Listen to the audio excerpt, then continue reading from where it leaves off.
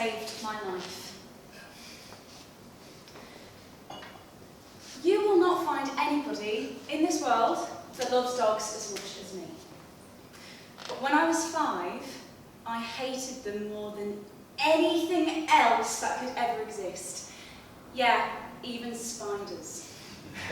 It was around that time that I was holidaying in the Lake District with my family, and me and my sister were playing it in the caravan park in the undulating green fields that would soon become my home later that year. We were playing catch with a frisbee, as all young kids do, pre-phones. And it was amazing. Not a care in the world. We were chucking it to each other and just playing catch, and it was fun. Unbeknownst to me, a collie dog was behind me. A fluffy, black and white, friendly little waggy-tailed collie. It looked at me, it looked at my sister, then it spotted the frisbee. And it took chase.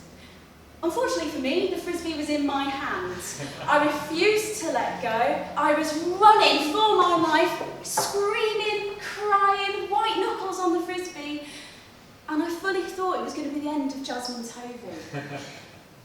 Long story short, I wet myself, and I was terrified of dogs after that. And it left a long imprint on me. Whenever I saw a dog on the pavement, I would go at huge lengths to make sure I didn't have to go near it. I was very nervous. When I was 9 years old, my mum said, right, this is enough is enough, we're getting you a dog. So, we took the 50-minute journey to Wetherall Rescue Centre. I got out of the car, and hearing all of the barks, the yapping, the screaming, the howling, it was like entering hell for a dog hunter. I was picturing these huge monsters, like Cerberus, waiting behind the door, waiting to get me. But I got out and I got in. My mum opened the door, and one by one we filed on through. And then she felt something wet on the back of her hand. So she closed the door and looked around. And there, wedged right in the corner between the door and the wall, was a dog. Dog 28A. He had big, soulful brown eyes, a loving smile, and a broken tail from wagging it so hard against the wall of the cage. And we knew in that moment, looking at this dog, he was ours, Matty, and we took him home. Fast forwarding a few years, I experienced a lot of bullying, severe bullying, and several other traumas in my life. My mum nearly died several times.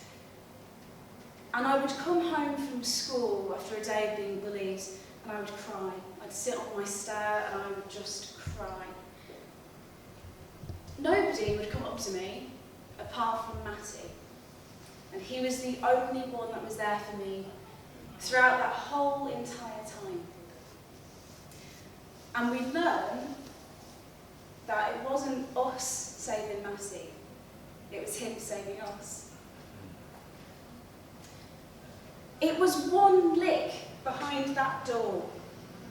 Without that lick, we wouldn't have seen him.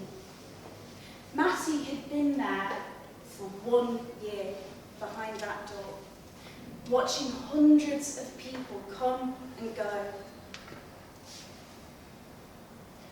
Without that lick, I would have never experienced the stoicism, the benevolence, unconditional love that dog had to give me.